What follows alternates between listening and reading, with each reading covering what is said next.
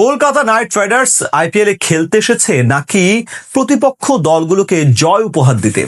বল হাতে পাকিস্তান সুপার লিগে যখন আধিপত্য বিস্তার করছেন মুস্তাফিজুর রহমান, ঠিক একই সময় তার সাথে করা অবিচারের ফল ভোগ করে আফসোস করছেন শাহরুখ খান। টাইগার পেসারকে ছাড়া আসর জুড়ে এখনো অব্দি একটা ম্যাচও জিততে পারেনি তারা। আছে সবার আগে আসর থেকে বাদ পড়ার শঙ্কায় মুস্তাফিজবিহীন কলকাতার এমন বেগতিক অবস্থা নিয়ে বিস্তারিত এই রিপোর্টে। কথায় আছে, কারো সাথে কেউ অন্যায় করে কোনোদিন ভালো কিছু করতে পারে না। ঠিক সেটাই যেন হচ্ছে কলকাতা নাইট রাইডার্স এর সাথে। মুস্তাফিজুর রহমানের সাথে যেই বিতর্কিত কাণ্ড ঘটিয়েছিল ফ্র্যাঞ্চাইজিটি এবং তাদের কলকাতার ভক্তরা, তার পরিণাম এখন হাড়ে হাড়ে টের পাচ্ছে ওপার বাংলার প্রতিনিধিরা। নাকের জল চোখের জল এক হয়ে আসর থেকে সবার আগে বাদ পড়ার শঙ্কায় KKR। মুস্তাফিজ বিহীন তাদের বোলিং ইউনিট যেন পুরোপুরি ছন্ন ছাড়া। সেখান থেকে এখন কপালে হাত কলকাতার টিম ম্যানেজমেন্টের।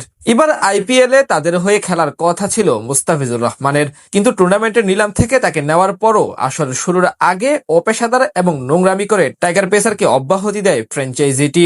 এরপরই গোটা বিশ্ব ক্রিকেটে আলোচনা সৃষ্টি হয় তার ইস্যু নিয়ে। সেখান থেকে মূলত একে একে বিপত্তির সঙ্গী হয় KKR এর। সেই রেশ এবং প্রভাব এখন বিদ্যমান তাদের দলের অবস্থানে। আসরের পয়েন্ট টেবিলের একেবারে তলানিতে আছে আজিঙ্কিয়া রায়হানির বাহিনী। টুর্নামেন্টে তাদের বোলিং সামর্থ্যের মূল স্তম্ভ ছিলেন মুস্তাফিজুর রহমান। তাকে নিয়েই আক্রমণ সাজানোর কথা ছিল টিম ম্যানেজমেন্টের, কিন্তু এরপর যা করলো তারা, সেটা নিশ্চিতভাবে এক কলঙ্কিত অধ্যায় হয়ে থাকবে বহুদিন। আর সে অবিচারের ফল এখন ভোগ করতে হচ্ছে শাহরুখ খানের মালিকানাধীন ফ্র্যাঞ্চাইজিটিকে। এমনকি আসরে এখন সবগুলো ম্যাচে জয় পাওয়া তাদের জন্য এক প্রকার অবধারিত হয়ে দাঁড়িয়েছে। টুর্নামেন্টে এখন অব্দি 4 ম্যাচ খেলেছে কলকাতা নাইট রাইডার্স। সেখান থেকে একটি বৃষ্টির কারণে পরিত্যক্ত হলেও বাকি সবগুলো ম্যাচে পরাজয় বরণ করতে হয়েছে তাদের। তাও আবার সেখানে বোলিং ব্যর্থতা ছিল চোখে পড়ার মতো। এছাড়া ফিজের বদলে নেওয়া হয় জিম্বাবুয়ের বোলার ব্লেজিং মুজারাবানিকে, তবে আস্থার প্রতিদান সেভাবে দিতে পারেননি তিনি। ব্যাটারদের রাজত্বে গিয়ে দুর্বল প্রজার মতোই শাসিত হয়েছেন মুজারাবানি। 2 ম্যাচে কলকাতার একাদশে সুযোগ পেয়ে 7 ওভার বল করেছেন ব্লেজিং মুজারাবানি। 75 রান দিয়ে শিকার করেছেন মাত্র 4 উইকেট, যেখানে তার ওভার প্রতি রান খরচের হার ছিল 10.71, যেখানে মুস্তাফিজের IPL কেরিয়ারে ইকোনমি রেট মাত্র 8.12। সব মিলিয়ে টাইগার পেসারের অভাবটাও মনে মনে ভীষণভাবে হয়তো টের পাচ্ছে অধিনায়ক আজিঙ্কা রায়হানি থেকে শুরু করে সকলে। এদিকে কলকাতার যখন ফিজকে হারিয়ে এমন দিশেহারা পরিস্থিতি, তখন বিপরীত চিত্র লাহোর কালান্দার্সের। হীরার মণি পেয়ে তারা যেন এখন মাথায় তুলে রাখার অবস্থা।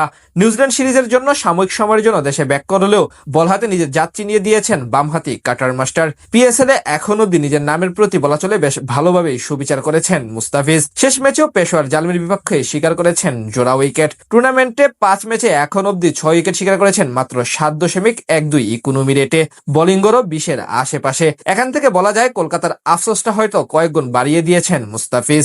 এবার IPL নিলামে মুস্তাফিজের প্রতি আগ্রহ ছিল মোট 3টি শীর্ষ দলের। তারা হলো Kolkata night Riders, Delhi Capitals এবং চেন্নাই সুপার কিংস। সেখান থেকে রেকর্ড 12.5 কোটি টাকায় কলকাতা নাইট রাইডার্স প্রথমবারের মতো দলে নেয় কাটার মাস্টারকে।